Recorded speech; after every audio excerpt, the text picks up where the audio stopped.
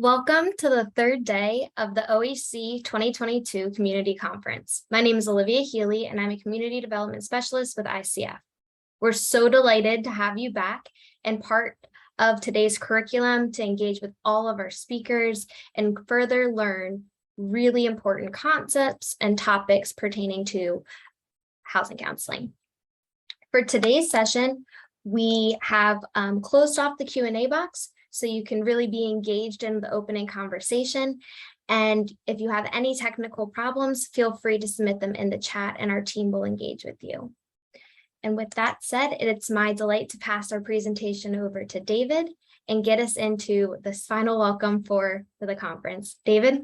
Thank you so much, Olivia. Buenos dias, everyone. And I'm coming to you today from Cleveland, where I'm visiting with the staff and the leadership team of Empowering and Strengthening Ohio's People, ESOP, one of our local housing counseling organizations affiliated with the National Community Reinvestment Coalition.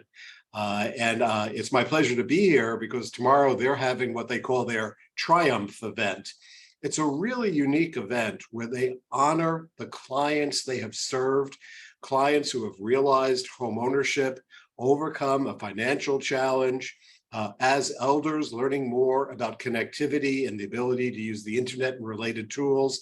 And I'm just really looking forward to engaging with the whole community here, both tonight and tomorrow.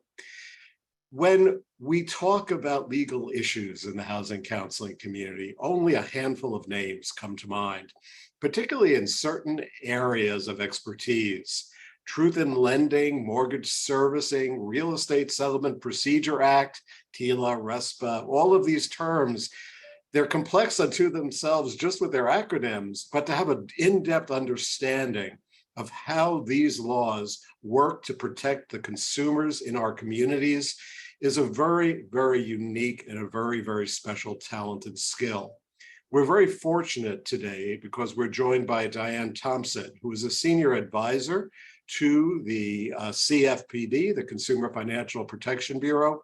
And as everyone knows, HUD has been partnering very effectively with the Cfpb. I think many of you have attended our joint webinars and special meetings, really focused on landlord-tenant, eviction, foreclosure prevention, and a host of other issues to really try to help people work through the challenges of the pandemic.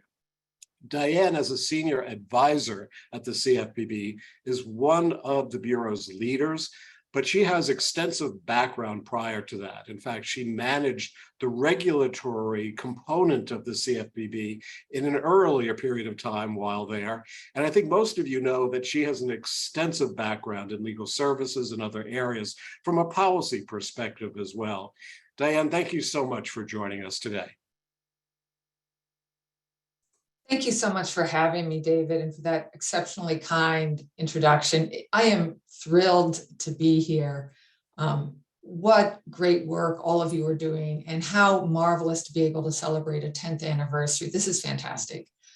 I know I speak for everybody at the CFPB when I say that we share your concerns for families, and we greatly appreciate your work to support homeownership and household financial security. Your work is central to ours.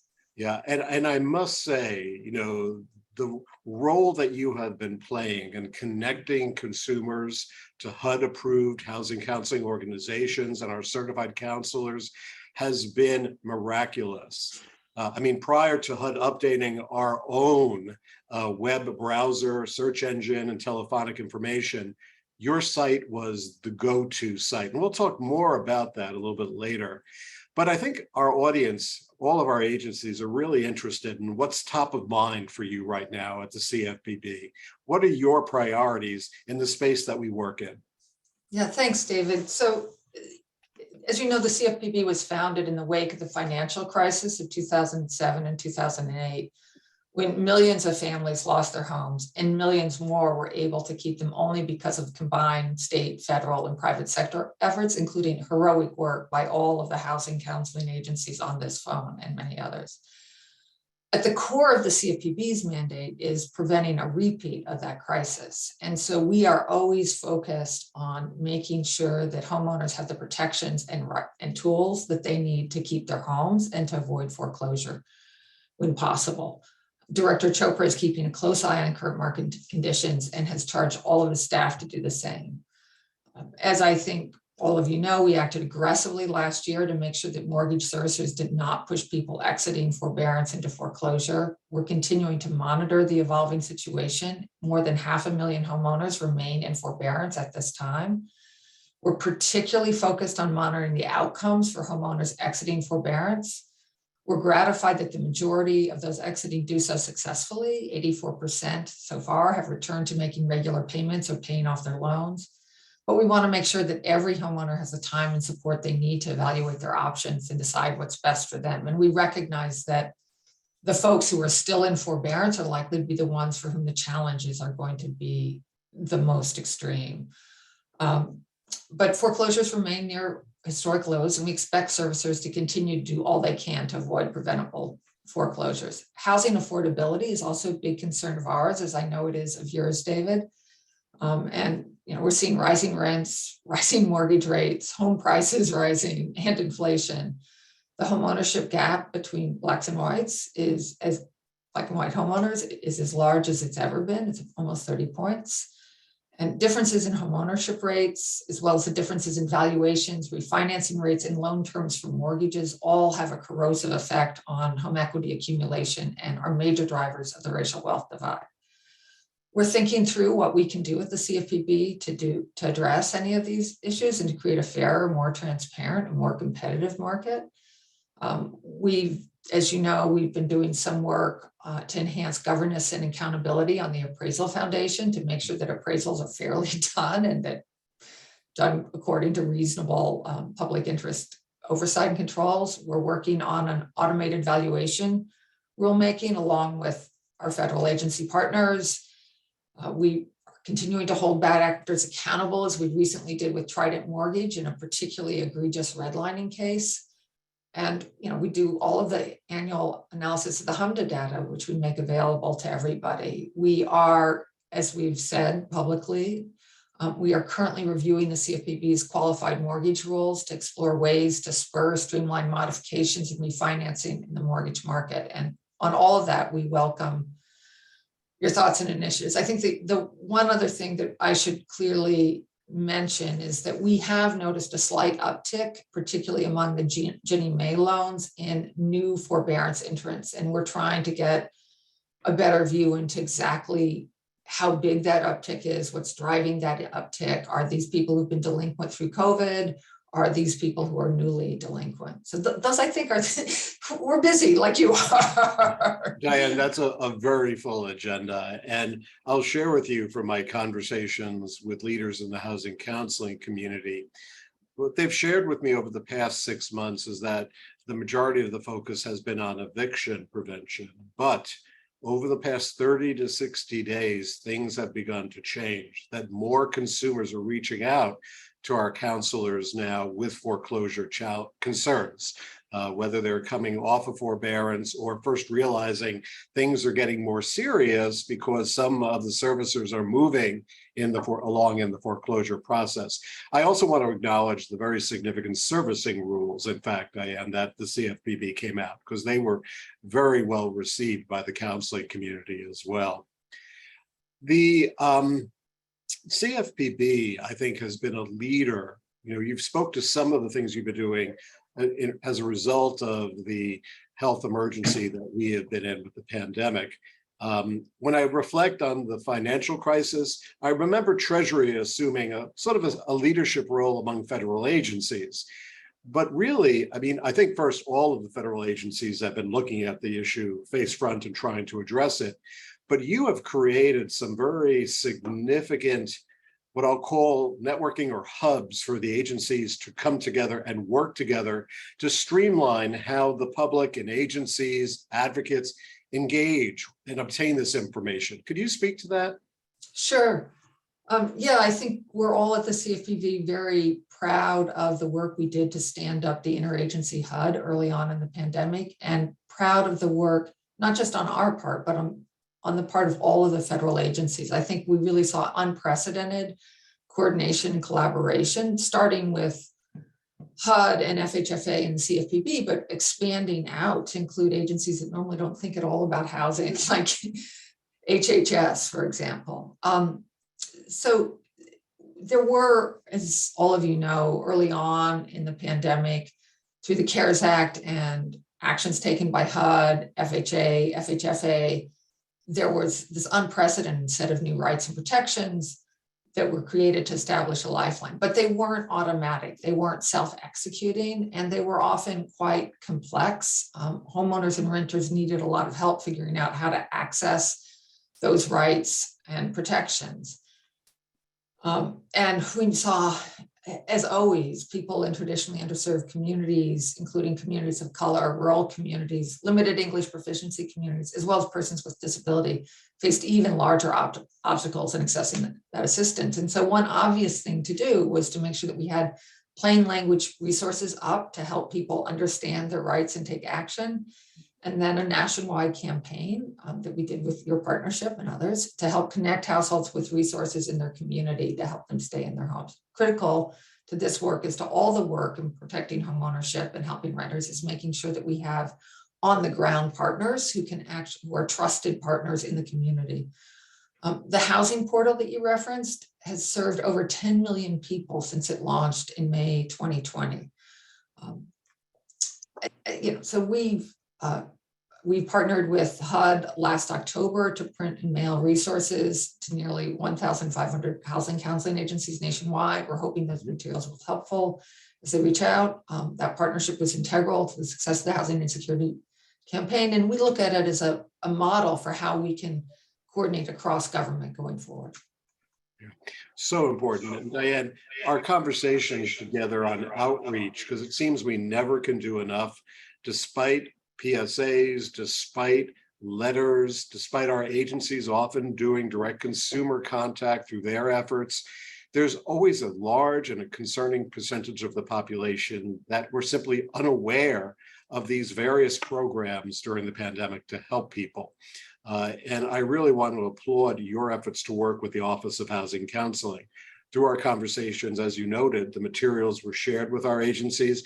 And as well, we developed the bones for the outreach letter that went out last year as well as this year to try to reach all the consumers who were not asking for mods or forbearances in the FHA portfolio.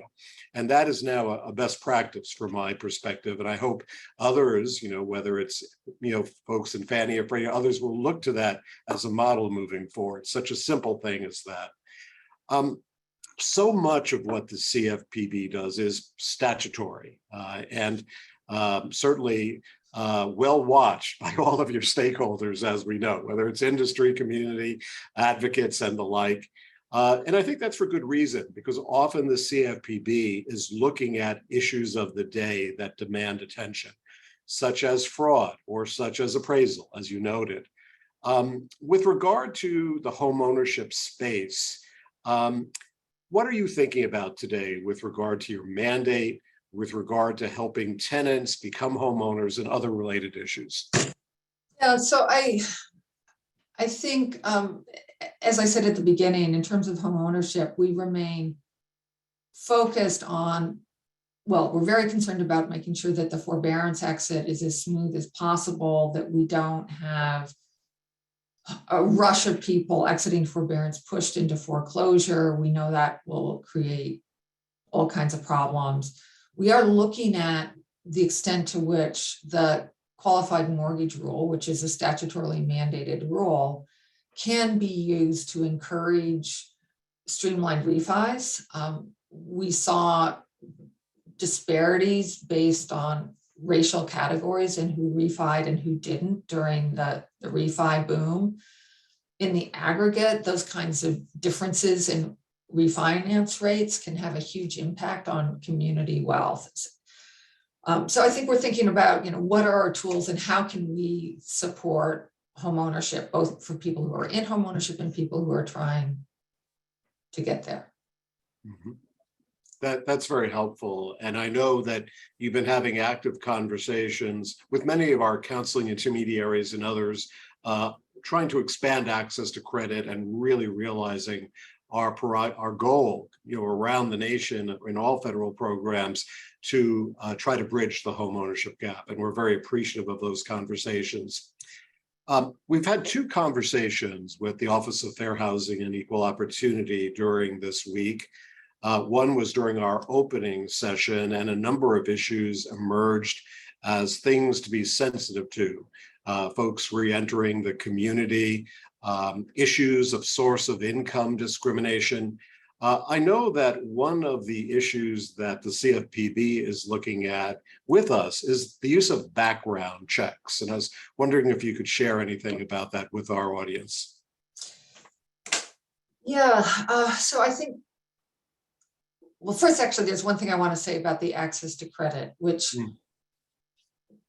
Director Chopra is very focused on making sure that we are not talking about access to credit for credit's sake, but we are talking about access to credit for what it can do for families and communities. So as we saw in the subprime foreclosure crisis, there is credit which can destroy families and communities, and there's credit that can build families and communities up and build wealth. And we are focused on making sure that we are expanding access to credit that expands wealth, supports families and communities.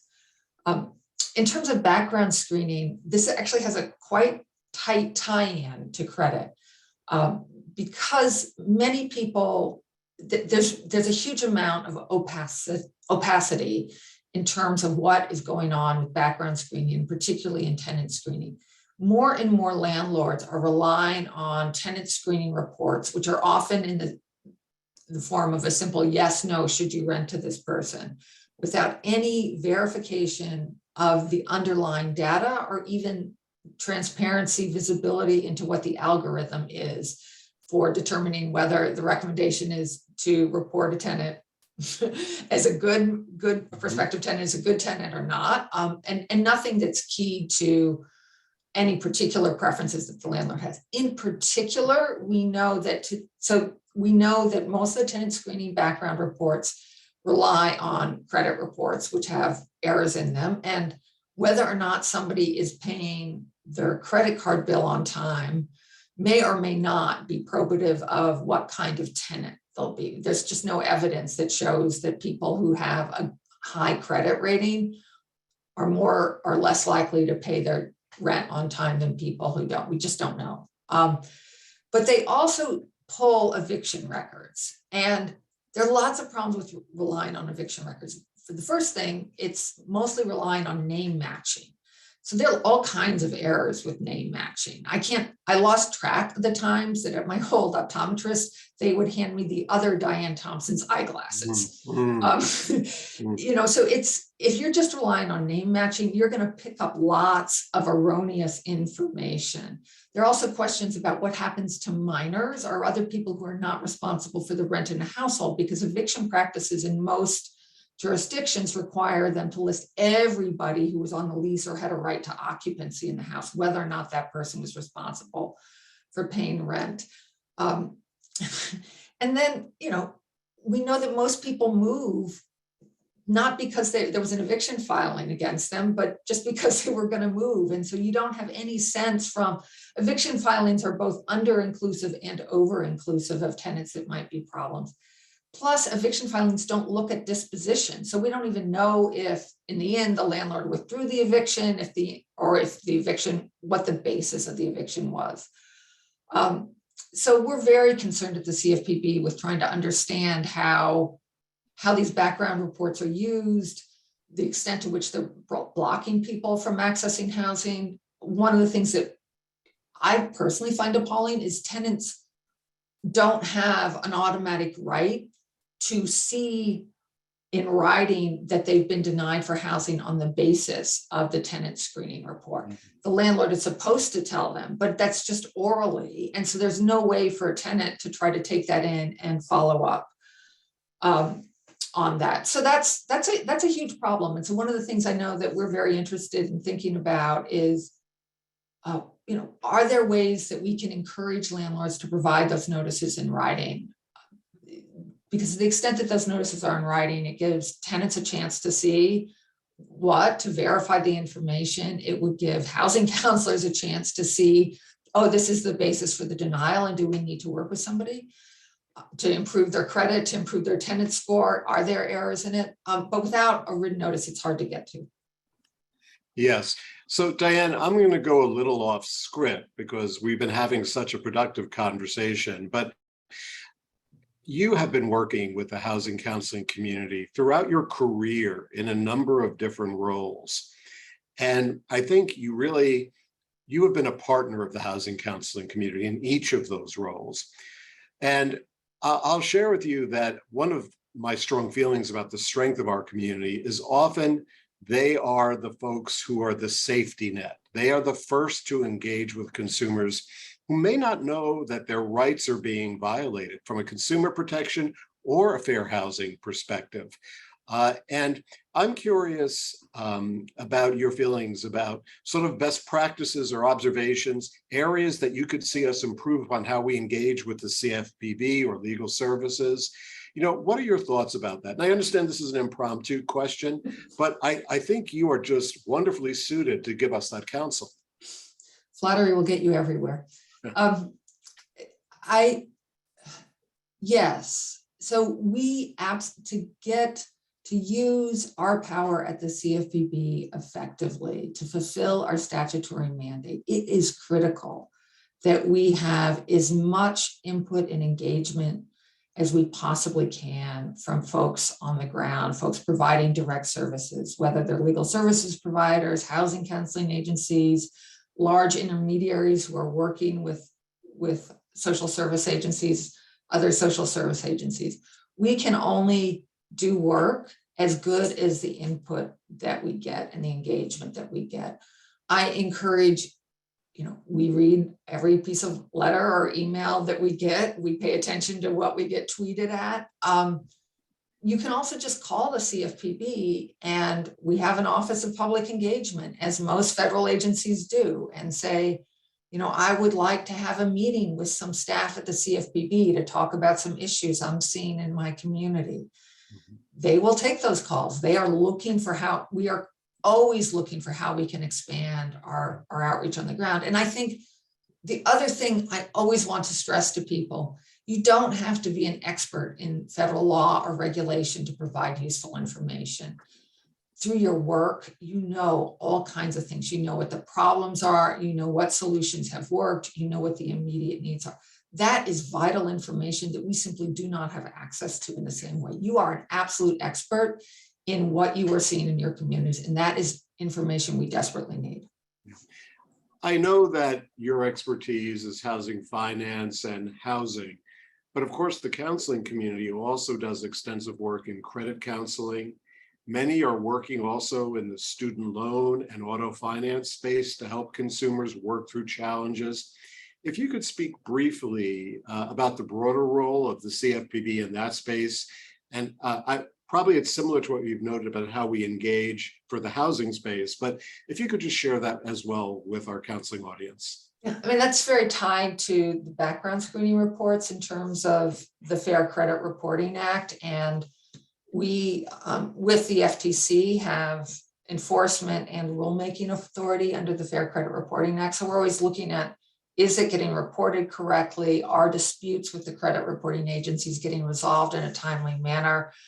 Reports, complaints to the CFPB about credit reporting errors continue to be at a high. It seems like almost every week we're at a new high for those complaints. So that continues to be a major driver of the problems we hear. And I encourage housing counselors who are seeing problems to, with their clients, to reach out to the CFPB to help their clients file a complaint with the CFPB. And that's one way that we get information. We also find that the credit reporting agencies tend to be a bit faster in responding to complaints once they've been filed with the CFPB. So that can be very helpful. And Diane, it was pointed out that we had planned to ask you a question with regard to what is the CFPB's mandate with renter households? And thank you to my team for pointing that out on our chat box. Please, if you could respond to that. Sure. So we've talked a little bit around this in terms of Background screening, that's a place where we clearly have jurisdiction under the Fair Credit Reporting Act. I think it's important to remember that part of the CFPB's core statutory mandate that distinguishes it from any other federal agency is because we were formed in the wake of the great financial crisis precisely to make sure that that did not happen again, and precisely to make sure that we had federal government visibility into emerging vulnerabilities in the consumer finance market. And we're required to do research and reporting on risk to consumers. And renters are consumers like everybody else. And rent is such a huge driver of household financial health. So we think that we have a strong obligation to understand what's happening in the rental space at the very base as a core part. Plus then there's work that we have on debt collection and work that we have on credit reporting. Great, thank you. Diane, this has been a wonderful opportunity. I'm glad we had the opportunity to have this conversation. So often we're focused on the agenda of the meeting of the day, and I found this to be a very relaxed way in a very public environment to engage with you. And thank you for all that you do with your colleagues at the CFPB. It's always great. I did see there was one question in the chat which asked if the people with forbearance are still waiting for half funds. And I would say we do not have enough granularity of the data to be sure if that's the problem or not. And that is a place to one of David's questions where it would be really helpful to hear from housing counselors on the ground what you're seeing in terms of people who are exiting or entering forbearance and what's happening there. Yeah. Thank you so much, David. It's always a pleasure. Our pleasure. Before I turn it back, I want to just share one thought. I want to express my appreciation to the talented staff of the Office of Housing Counseling. I don't know if we have an applause or raise hand function across all the different models that we're using to view this program today. But behind the scenes, I just want to commend the staff of the Office of Housing Counseling, the talented team that has been working with ICF and ICF as well. Thank you for all that you have been doing. I think everyone can agree that the energy and information coming out of the Hoover boards, the panel discussions on Zoom are just wonderful. And of course, it takes a village to really accomplish this. And I want to thank my talented staff. They really have put a lot of time and effort to make sure this would be a rewarding experience for all. And now I'm going to turn things back because our next session should be a lot of fun. Happy 10th anniversary, everyone. Olivia?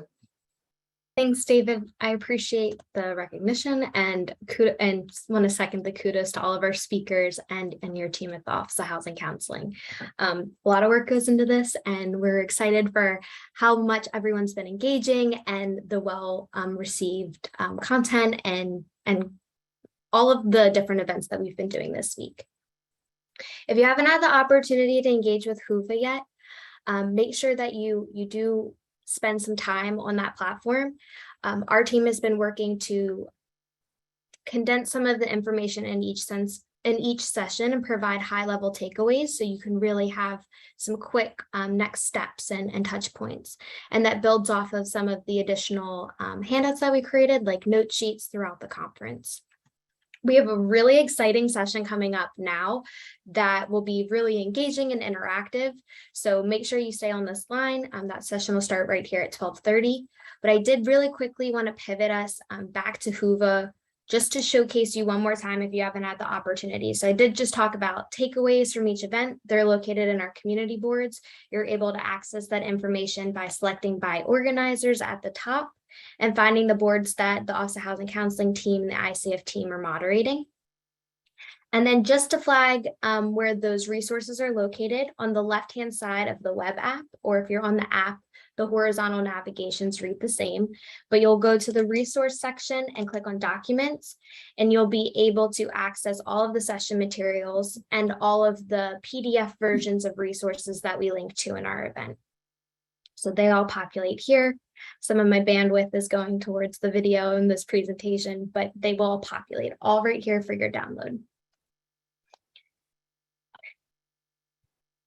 If you haven't used Hoover yet and you want to just access the PDF versions of all of the session materials, they're located on the events webpage on this screen, and the contact information to reach out to us directly.